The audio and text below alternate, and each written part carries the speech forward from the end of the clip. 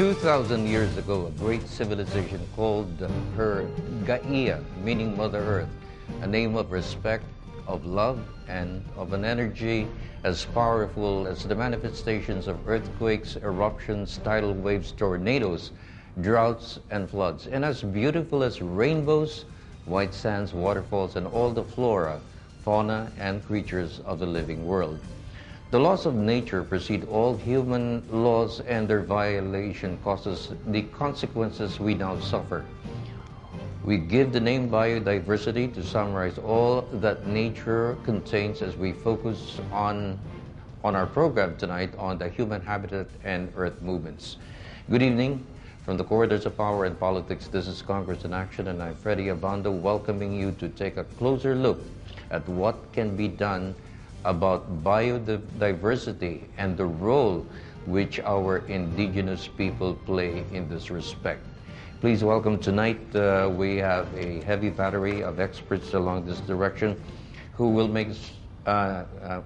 have their conference tomorrow, and whatever will be rich in that conference will be presented to Congress to look at what can be done about our biodiversity and the role which will be played by our indigenous people.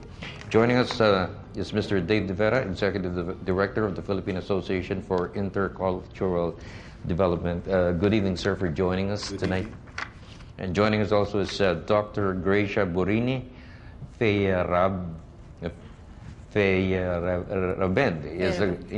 is a global coordinator of the ICCA Consortium and president of the Paul Feyerabend Foundation, and works and the vice chair of the ICUN and the Commission on the Environment, Economic and Social Policy.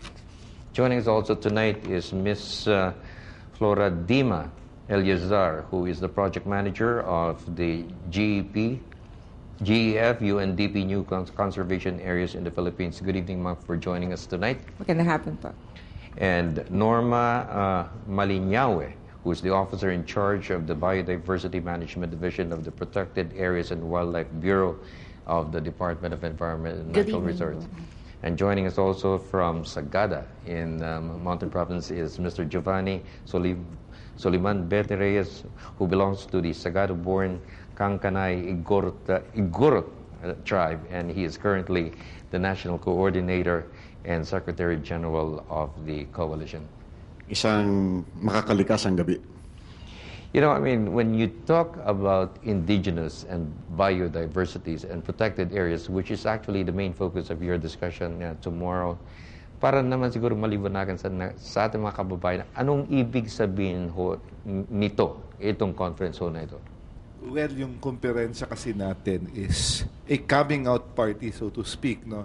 To show the whole country what the role that indigenous peoples have played for thousands of years, for hundreds of millennia, where indigenous peoples have nurtured nature. And we are what we are now. We have survived as a people because indigenous peoples have taken care of the environment. And in return, we've survived and we've thrived as a people.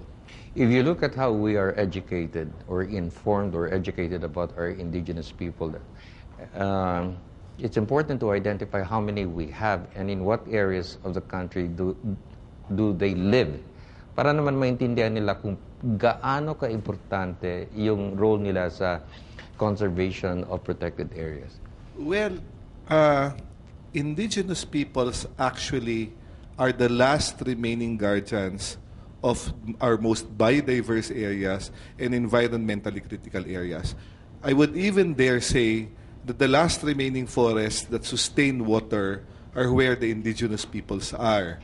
Kung saan na lang yung natitirang kalikasan, kung saan na lang yung pwede pang mag-sustain ng buhay, nandyan yung mga katutubo. We have 114 tribes in the Philippines, and most of these live in communities in the uplands, some are in the coastal areas, and most of them are in areas that are considered key biodiversity areas.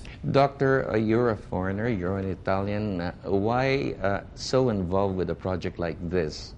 How important is this conference for a foreigner like you, knowing that it's so far away from Europe, and yet you give a lot of attention to it? Thank you. Thank you for having me here.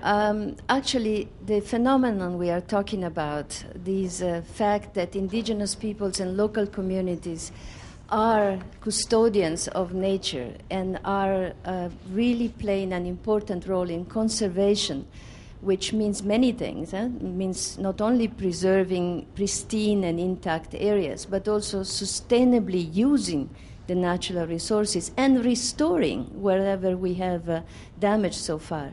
So that phenomenon does not belong only to the Philippines. It is a phenomenon that is It's a global worldwide. phenomenon. It's a global phenomenon. And that's why the organization I'm representing here is actually looking at the Philippines as one of the forefront countries in the world, where the indigenous peoples are better understood and they are taken really good notice of, especially now, especially with this conference crowning a process that has been going on for a number of years. For instance, you have ancestral domains that are recognized in your law where indigenous peoples have rights that are not there yet in other countries. So you're in a way More advanced? More advanced, and also you are providing an examples for others. I'm here to learn from you. How many times have you been here in the Philippines? Just 4. Just 4 times, Yes. and you've gone to several areas already where Yes, indigenous indeed, people. So indeed. which part of the country have you been, Well, Doctor? I've been in Coron, I've been in Mindanao, in Bukidnon, and in the area of Sote, and recently I visited the Imugan people here in this particular island. Doctor, I'd like to go to Coron. Yes. As one specific area, which you're talking about, that place, the biodiversity is one thing you can imagine that you would like to live there forever. But then, of course, there are the dangers of, one, industrialization, and number 1, the flow of tourists coming into that Absolutely. area. Yeah. So how should our people in that area who are indigenous play their role in informing and educating those who enter that area to be responsible enough to know that the legacy of nature should be preserved and sustained? Well, they have played a very important role so far, because if the island is pristine, as you just mentioned, it's because they have said no big hotels, no mass tourism here. We really keep our own ways of accepting our brothers and sisters for limited periods of times to enjoy part of our territories, but we want to maintain other parts as sacred for us, and so we maintain them according to our own tradition.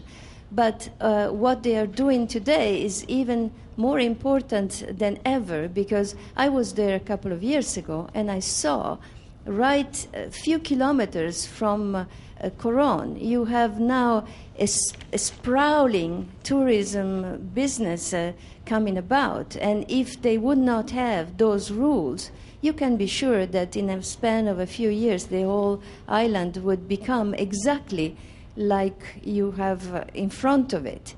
And this is not something that can be sustained for so long, because it's a tourism that eats itself up.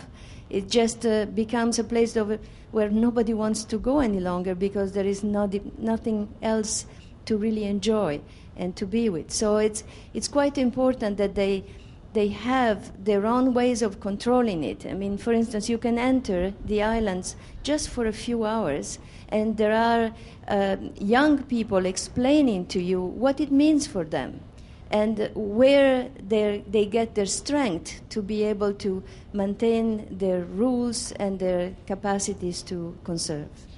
Ma'am, Ms. Eleazar, you are a registered forester and environmental planner, and if you look at development moving away from the center and going to the countryside, you see now a phenomenon where lowlanders and even developers move to areas which are considered protected areas. So how do we try to balance development to ensure that what was inherited by our ancestors, especially the indigenous people, can be preserved so that everybody in the long haul will benefit out of it? I think the thing there is showing respect for the indigenous community conserved areas of the indigenous peoples within ancestral domains. Because if you do not respect these sacred grounds, these burial sites, the tendency for other people will just be to build big hotels or just designate some of their ICCAs as dumping grounds, dumping sites. If you do not understand or you do not appreciate the value of these ICCAs, both to the indigenous peoples and how well they contribute to the welfare of the people around indigenous communities. So it's a matter of really respecting and understanding and recognizing their valuable contribution to development. Development doesn't mean that you build big hotels and malls and buildings. Development is making sure that there's enough for the future also. That's the essence of development that we're trying to do. And I think it is important that the indigenous peoples be given acknowledgement of what they are able to contribute to society by sustaining their ICCAs. Ma'am, you are an environmental planner, as it is, and from your own personal experience, maybe working abroad or here, what are we short of in terms of identifying what are the basic concerns that should be addressed when you talk about protected areas? Is it just about the people living in that area? I don't think so, because I think the people who live in protected areas have a better appreciation of the environment more than people like me who goes to those areas. So how should we inform and educate people like me to have a better understanding of these protected areas? It's really trying to document what's there and what is the importance that these ICCAs play in our own lives. If there's that recognition, if there's that understanding, then I think people will begin to have some changes in attitudes and perspectives as to how they see these things. For the ordinary lowlanders who do not appreciate the value of this, they're just forest areas and the IPs are just there. They don't mean anything to us. But if you know the tie that binds the culture of the indigenous peoples with the way they're able to protect the forest and how the forest gives water to downstream communities, how they're able to sustain the good quality of air that we enjoy now, I think there will be a difference in terms of perspective. Ma'am, Ms. Norma, you are with the Protected Areas and Wildlife Bureau under the Department of Environment and Natural Resources. You're in charge of supervising the implementation of the National Integrated Protected Areas System, which was passed in 1992 and signed into law. As it is, it's been how many years? I think that's 22 years. Almost 20. Yes. Do you think that this law has been implemented effectively to the benefit of our indigenous people and our biodiversity? Yes. This has been, well, to some extent, there are some problems like, of course, lack of resources for the implementation of the protected area system. But what's more important there is the participation, especially of local communities and indigenous people in the implementation of the National Integrated Protected Area System. Actually, there is a provision there on respecting the rights of indigenous people when it comes to the protection of the so-called protected areas. No, how many protected areas do we have nationwide now? Right now, based on the National Integrated Protected Area System, there are already 239 protected areas. Spread out from Luzon to Mindanao. Yes. Involving how many indigenous peoples? Well, I don't have right now the exact figure, but I think there are more than 100 indigenous peoples, various groups. And these are actually part of what we call, to some extent, they are members of what we call Protected Area Management Board. This is for the protected areas established under the system. When you talk about problems and concerns, what are the issues that should be given?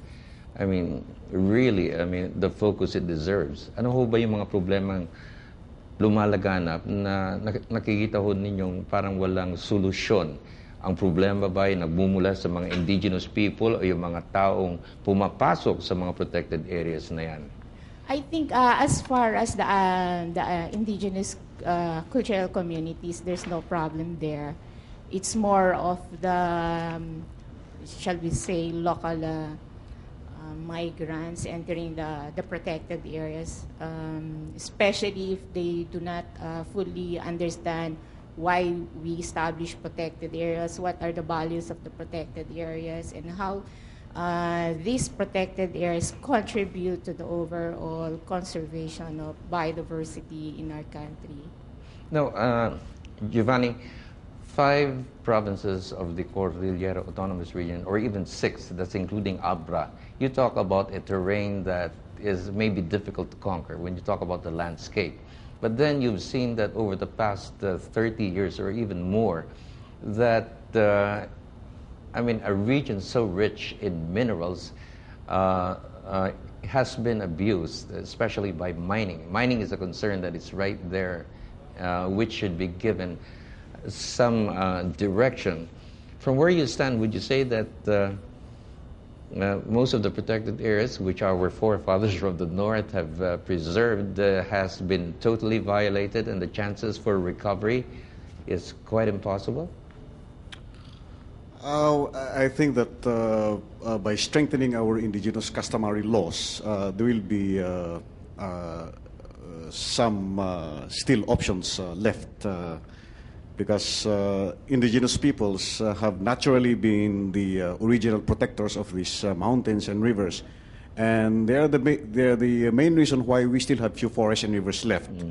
In the case of the Cordillera, where our ancestral domains are overlapped with mining and logging, there is this constant threat that one day we will wake up, we will have no more resources left. And that will also deprive the lowland areas of supply of water if the Cordillera will be mined out and logged. No, but looking at the mining and logging as a problem, that was then. But you talk about migration now to those areas. So, I mean, is there a need to control migration, or you just leave the Cordilleras to the tribes or the indigenous people really to be there and become the custodians of the environment in that particular area? But don't you think it can also be something that is discriminatory for people who would like to live in that particular area? Some migrants take advantage of their education and are able to obtain titles to lands that they have no historical relationship with, like obtaining official certificate of titles. Suddenly, somebody claims that this ancestral domain is owned by a lowlander or owned by somebody from Manila. And I think that the entry of migrants, to some extent, has deprived indigenous peoples of their ownership, and thereby losing control of these resources. The regulation of the entry of migrants is, I think, one area in which indigenous peoples need the support of other sectors in society. Okay, we'll continue with Congress in Action after we pause for this reminder. So we'll be back.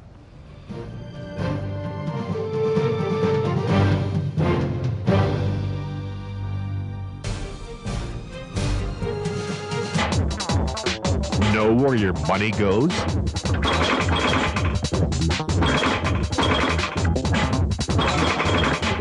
Hear it from the experts, Elizabeth Lee and Tony Lopez. Don't let it go down the drain. Watch Biz News. Disaster Watch. Mga dapat tandaan pagkatapos ng lindol. Pagkatapos ng pagyanig, lumabas ng mahinahon. Huwag gamitin ang elevator. Suriin ang sarili at mga kasamahan kung may natamong sugat. Patayin ang main switch ng kuryente at tubig, pati na ang tangke ng LPG. Makinig sa balita at maghanda sa mga posibleng aftershock. Huwag malito. Dapat laging listo.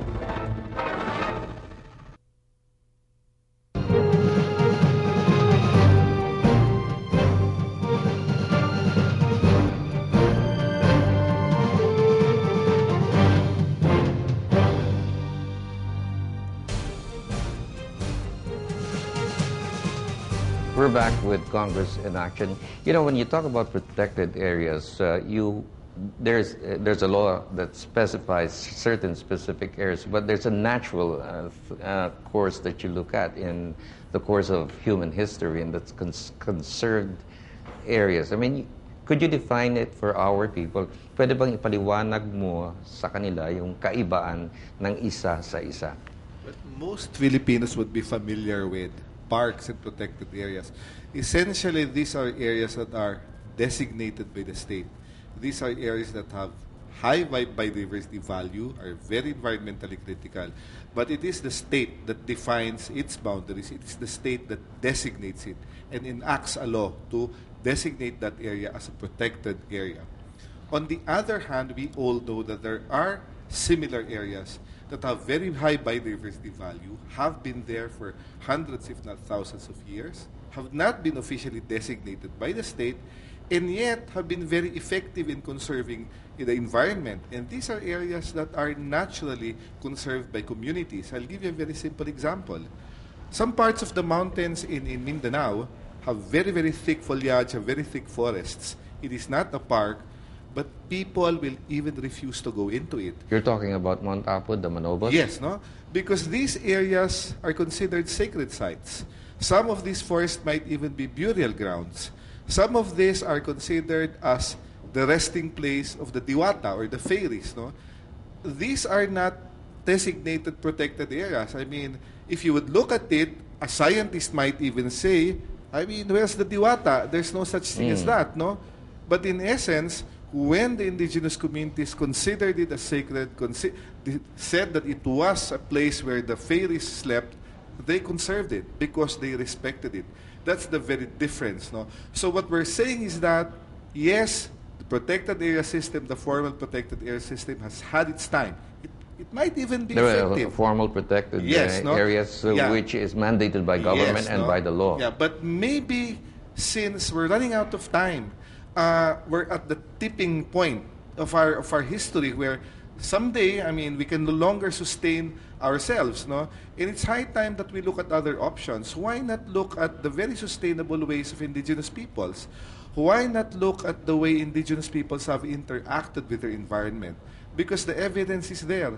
Almost all of the remaining forests that we have are community-conserved areas. These are unofficial parks, and yet you see the conservation value that's very much alive. Now, when you talk about protected areas and those which are conserved naturally, as it is, I mean, responsibility, since they're tied with it on a natural course, our indigenous people, that's something you can expect that it will continue to flourish. But when government intervenes, and at the same time you see migration pouring into these areas despite the laws, I mean, how do we expect to deal with this now in the future to ensure that the heritage which we have cannot be destroyed forever? You actually said a wonderful word, responsibility, which is a component word of another concept, which is the concept of governance. Governance has to do with authority, responsibility, and accountability. These are big words if you want, but who takes decisions about a particular area? What Dave was just saying is that not only the state has been creating protected areas and managing to conserve biodiversity, also indigenous peoples and local communities throughout the world have done the same, not because of the legislation, but because of their own sense of what is right and what is important. It could be a sacred area for them, that particular wood that they are maintaining, or it could be something that they draw directly their livelihood from. And they are not stupid. They want to maintain it for the future generations, and so forth. And the international world of conservation has slowly but surely become aware of this. And about 10 years ago, for the first time, governance, that famous concept you talked about, was understood as something that has to do not only with the state in terms of protected areas, but also indigenous peoples and local communities for their own conserved areas. And only together with protected areas, conserved areas, and other forms of conservation, will manage to leave to our children the biodiversity, the richness of the world. So today, this has been understood at the international level, and the Philippines is one of the countries in the world where this understanding is becoming practice in the most powerful way. Where do you think does the threat to biodiversity and the threat that moves along with our indigenous people? Is it from their own or from people who have a very minimal or even zero understanding of what our protected areas are all about in this country? It's coming from all fronts, actually. When we talk about the naturally conserved areas, what Gracia was talking about, there are threats from migrants, as Mr. Giovanni has been saying, who go up there, who have no ties at all to the land and just want to have or establish their own ownership of certain pieces of land within ancestral domains. Second threat is, illegal extraction, indiscriminate extraction of resources. Third is disrespect, just utter disrespect to the indigenous community conserved areas. They just want to do what they want to do without any reference to how the communities are viewing these types of areas within their own, as part of their own culture. And the other, of course, is the natural erosion of culture of indigenous communities, to which these practices, which have for centuries sustained the beauty of ICCAs, there are some courses of events that are associated with development, with mainstreaming of influences of other factors also. Religion also is something to do with it, that continues to undermine the very culture which binds ICCAs with the culture of the indigenous peoples. From the DNR, education, information so important. Pero yung tanong ho dyan, hindi lang ho yung mga kababayan natin na nakatira ho doon sa isang protected area. But it's important also to look at our local leaders, how they relate to our indigenous people. How proactive are they really in identifying the basic concerns which they have, knowing that, the environment in which they live is so important to them. Kasi kung minsan meron talaga yung mga local officials na nakikita po natin na wala silang pakialam until such time when the problem begins to happen. Ma'am? Yun na nga po yun eh.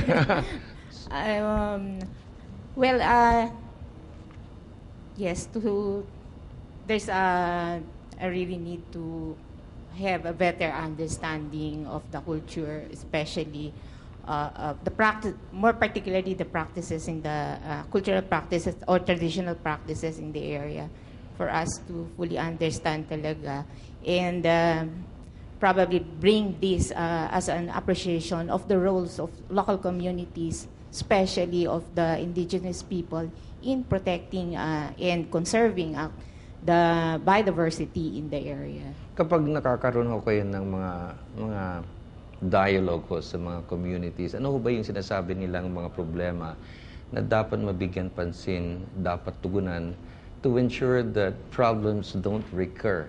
Especially when you have a local official who has interest in logging or who has, nangyayari dyan eh. May connection sa mga big logging companies o siguro mining companies. So how do you propagate the fact na kailangan maging major stakeholders sila na in the process of defending their environment, they could lose their lives. So, paano ho naman yung engagement ho ninyo na yun? Well, under it was mentioned earlier that there's this formal system of protected areas. Actually, under our Philippine Constitution, the 1986 Constitution, a national park is actually a land classification along with timberland and agricultural lands and mineral lands. So this is actually a sort of giving recognition to the importance of having protected areas under the so-called national park classification. And In the RA 7586, we have this we call this protected area management board, wherein the local communities are represented in that body, which serve as the on-site body or organization to carry over the management of the protected area. Well, in there, it's a sort of a body wherein all the issues and concerns regarding a certain protected area are discussed, and where sort of activities are implemented in order to address concerns on local communities. Now, you know, we have a president who has a lot of focus on the environment and also working with the indigenous people. And I think a major sign to that is the fact that an executive order on mining has been in the works for quite some time. But more than just looking at the executive order and just looking at what Congress can do to amend the current law to make it more realistic for the times current and maybe over the next 20 years, ano ba yung tinitignan ninyo na amendments to the law that must be considered by Congress? I think that foremost of the first steps that should be undertaken is for a genuine consultation with indigenous peoples, because even if you have an executive order to purportedly to have the best interest of the nation at heart and the protection of indigenous peoples at heart, if they are not part of the planning and part of the consultation process to determine and to define what exactly is mining should be, since after all their lands are involved, I think that's number one. They have to really consult the affected communities with respect to coming up with a new executive order on mining, because after our lands are mined, we have seen no mining model that has helped the nation back to its feet. 0.16% is the contribution of mining to the national economy, and we are the third, I think, in the in terms of gold reserves. Yet our people are just in captive in poverty, rich in resources but poor in economically. Well, and another point I'd like to say, of course, is that may I just try to clarify that for us. Indigenous peoples do not distinguish between protected areas, biodiversity, and wildlife habitat. These are intrinsically linked to each other with respect to indigenous knowledge systems in protecting it. They have been doing that for so long a time already. Okay, we'll continue with Congress in action after we pause for the survivors. We'll be back.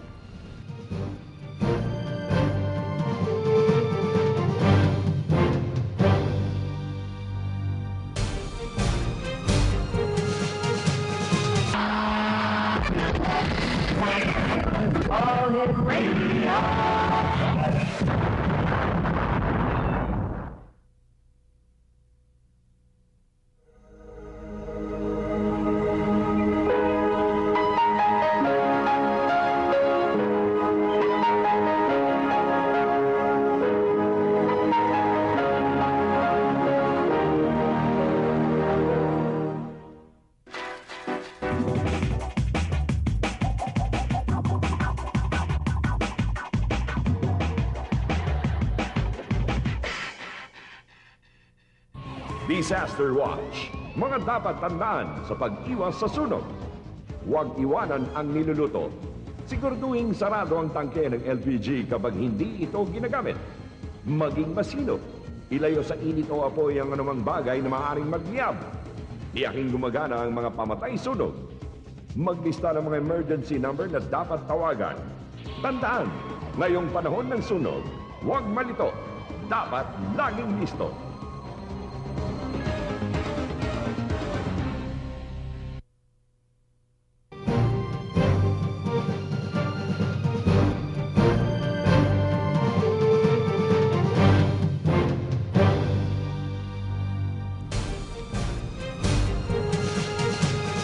We're back with Congress in action. You know, Doctor, when you speak about indigenous people, more than ever, despite the protection they have for the environment, they remain poor. Nakakalungkot ho yun, no? And when you talk about mining, that's another area where their places, the places in which they live, will continue to be poor even after that. So, and third, when you talk about water, for example, which comes from the Cordilleras, which irrigates land, rice lands in Pangasinan all the way to Nueva Ecija.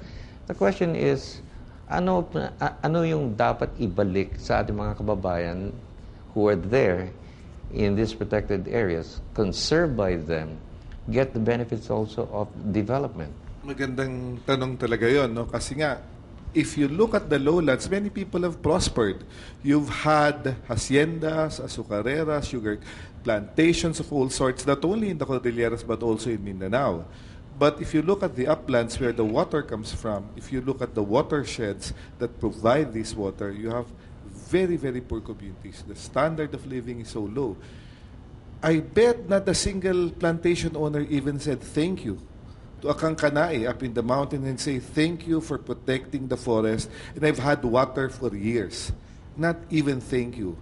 Can you imagine if we live in a perfect world where all of these services provided by people, these environmental protection services, are actually given recourse, are given back to people, not just in terms of lip service, not just saying, well, you're good, you're protecting it, but actually sharing in the benefit.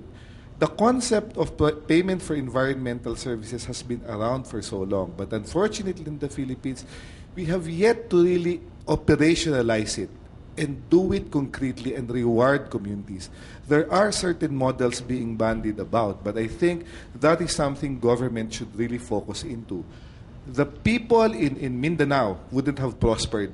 The plantations of Surala in South Cotabato, in Bukidnon, the huge pineapple plantations in Cagayan de Oro wouldn't have prospered had it not been for the Higaonon, the Talaandig, who have protected the forests, who have declared the uplands as sacred zones, so for the water to continue to go down.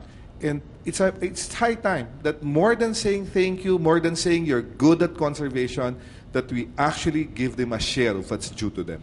Now, how important now is the role of indigenous communities, especially when you talk about climate change as it is now? Because given the experience of Sendong, for example, in Cagayan de Oro City, and it's landlocked with other provinces, Bukidnon, where you have our indigenous brothers there, and in several other parts, that would have not happened had they been left to take care of the environment, and the intrusion of migrants could have not affected the landscape.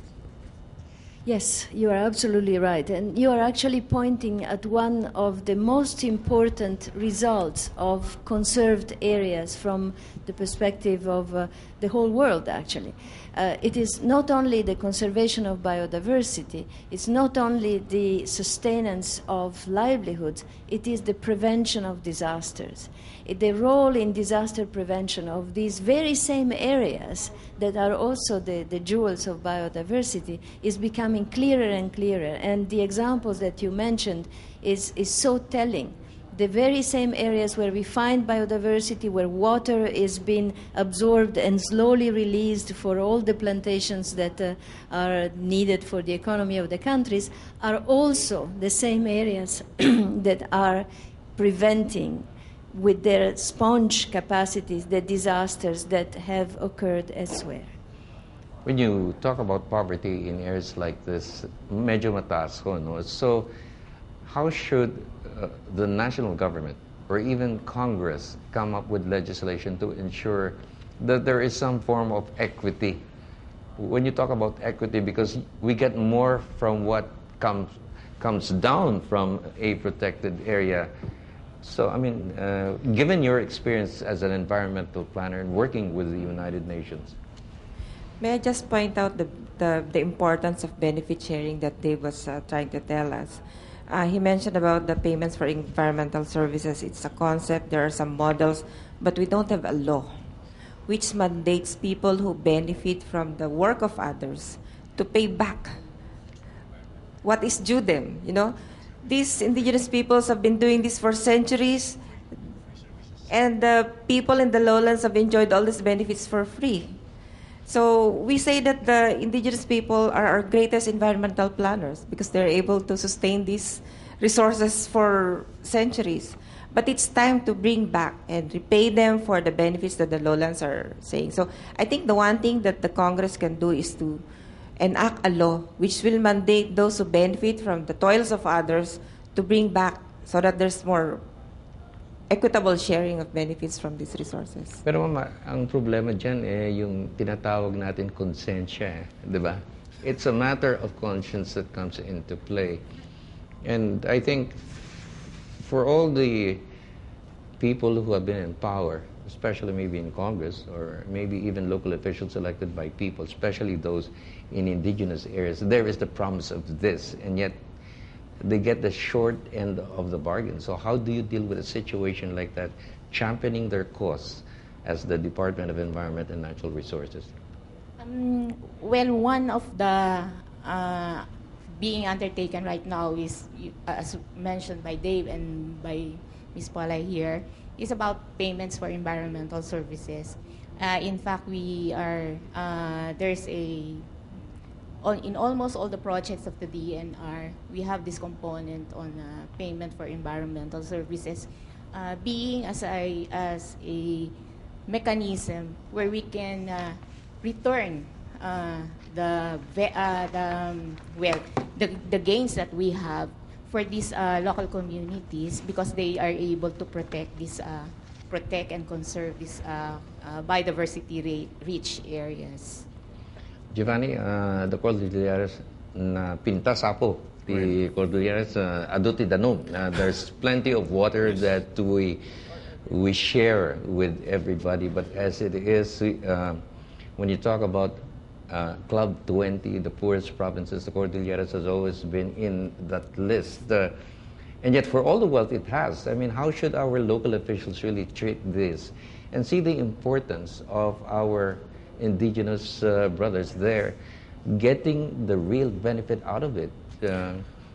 Tama po yan dahil kahapon kausap ko yung commissioner ng ICCA for Region 2, and we were discussing about putting a value to these resources that flow from the sacred areas of indigenous peoples to the territories down sa lowlands, sa downstream. For example, the Moyong systems of Ifugao that have kept this water for so long, and it is supplying water for the NPC dams in Isabela, but they say that they do not have a fair returns of the resources that they provide to the National Power Corporation. You can just imagine if you put a value on how many cubic meters of water that flow into the lowlands and put a value in it and determine how exactly should a fair equity be done. And I think that when the valuation takes place, people would know how to value it if they only are allowed the opportunity to participate.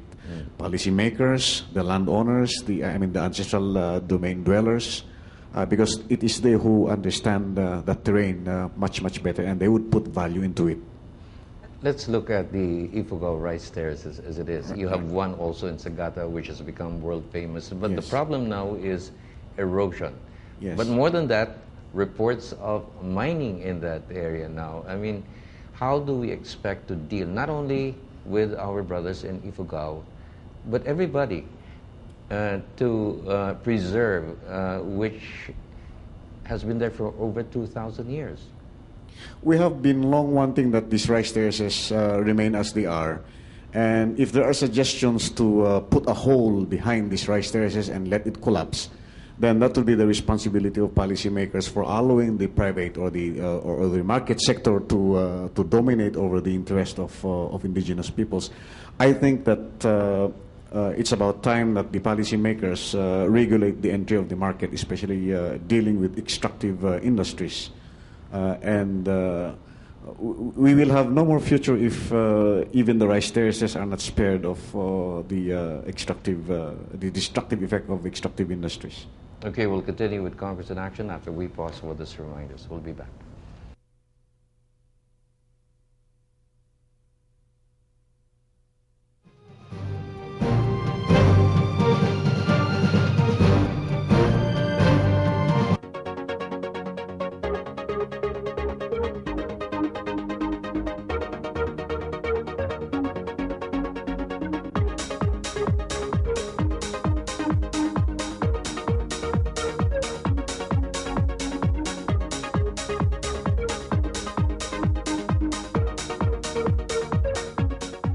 Go San Miguel. I'm Chris Bancaro, point guard of the San Miguel Beermen. Watch the Season 3 of the AirAsia ABL games, only here on the home of sports, your PTV.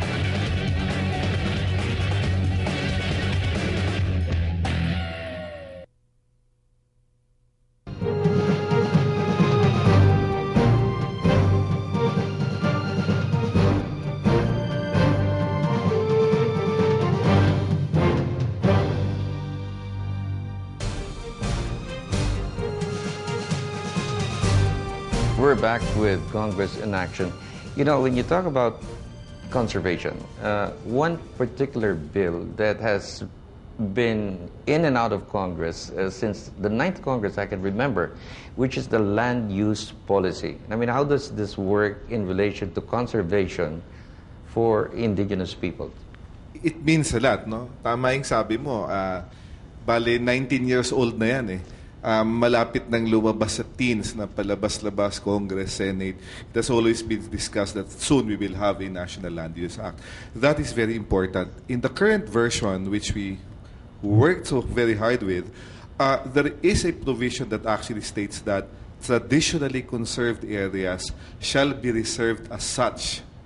Now we have the chance where traditionally conserved areas for indigenous peoples can actually become a land use, a specific land use mandated by a Republic Act.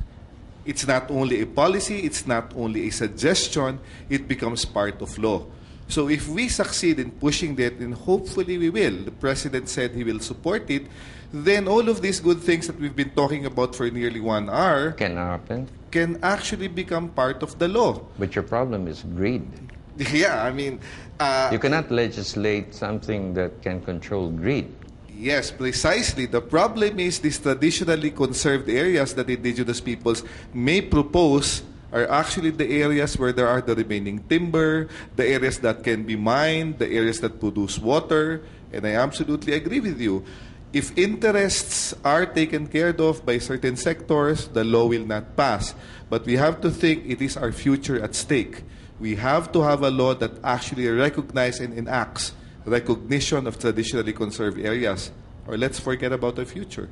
What could be the reason why sometimes politicians don't act on a measure like this? Not only here in the Philippines, but it's been happening all over the world, especially in third world countries.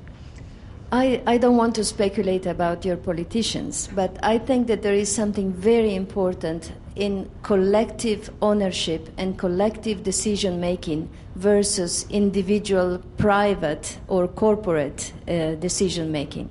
And this is one of the saving graces of these ICCAs, these community and indigenous conserved areas, because there the collective governance, the collective decision-making is part and parcel of what they are.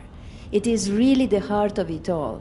No one person is going to make a decision about the future of those resources. It is something that is decided together through lots of discussions, through thinking, through really the wisdom of the community, the collective knowledge and capacities of a community. And this is something that goes very much against the grain of the consumerist societies that wants to subdivide us into little islands, each and every one for ourselves, buy more, become more because you have bought the last model of this and that, which is actually fueling a culture that is benefiting only if I'm allowed to say, the capitalists of this world, but is certainly not benefiting nature and is not benefiting the people all over, not only in the Philippines, all over the world.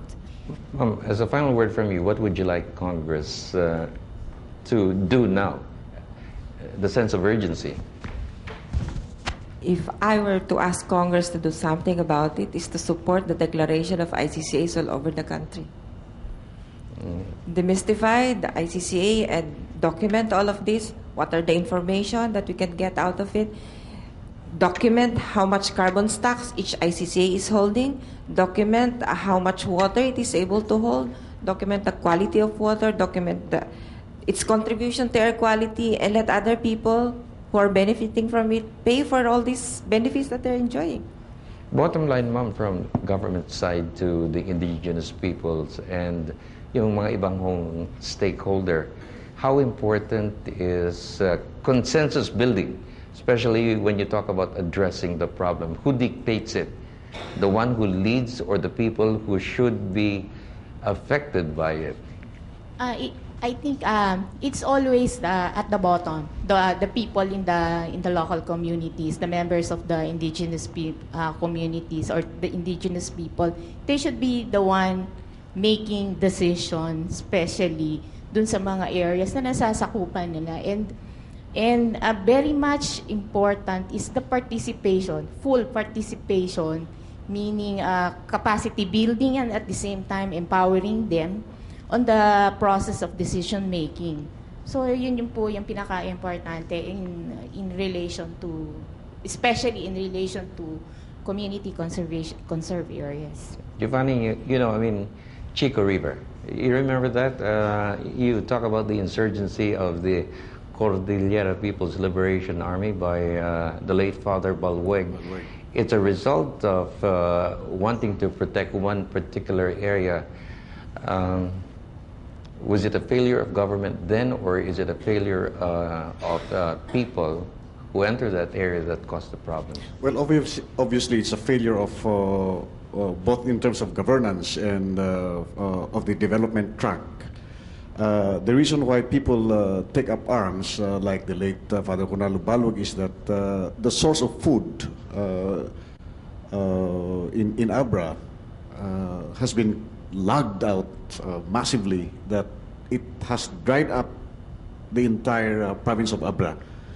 And there will always be adversity and resistance if development plans do not come from people themselves. Now, if policymakers would insist on coming up with plans that are designed only by them, they can expect many more Balwags to emerge. Now, ano pa yung kulang in terms of what government should be doing sa tingin mo? Dami pa, no? May ginagawa ng gobyerno, let's make it clear, no? In fact, we welcome this project that is actually implemented by government that recognizes traditional governance of conserved areas, no? Pero may kulang pa, no? It's that extra push, it's that extra initiative for government to understand that time should not be wasted. It should not rely on one project. One project cannot solve it all. The problem is so immense. It should be done in many fronts. The executive is doing its job through the project. The legislative should also do its job by enacting the proper laws that recognize traditional governance. So a lot of things can be done if there is a more sense of urgency from government. A final word for you, Doctor, as somebody who is coming in, looking from the outside and having seen the country as it is and what needs to be done. Well, the reason why I insisted several times about the Philippines being at the forefront is that we have already, at the international level, the acceptance and the incorporation within the Convention on Biological Diversity, within all sorts of resolutions of the World Conservation Union and so on. We have accepted ICCAs and the capacities of conservation of indigenous people and local communities. And definitely from the grassroots, this is something that has been known and practiced for thousands of years. The problematic area, in fact, has been often at the level of the nation, at the governmental level, and the Philippines is showing the way. So I would like to commend you, and I hope that we will have much to learn in many places. Thank you very much, gentlemen and ladies, for joining us tonight, and I wish you good luck tomorrow, and I hope our people can learn a lot from our people, the indigenous people, because I think the future of this country would, be their burden of protecting our environment. You know, one of the last North American Indians was a man called Chief Seattle, who in 1852 was asked by the United States government if his tribal lands were for sale. In a well-worded letter, he replied to the president in Washington how it is impossible to either buy or sell nature itself. We repeat his words when we say that we do not own the freshness of the air or the sparkle of the water. The trees are our brothers and our sisters. Every river is holy because it gives us light to the forest. When the rivers dry, the forests die, and then the land, and then the people. Quite graphically, that is how we must respect nature and stop the destruction of our Mother Earth unless we learn to cherish the sacredness of the biodiversity of our environment, so many more will perish. Thank you for having joined us tonight. I'm Freddie Obando. Good evening and God bless.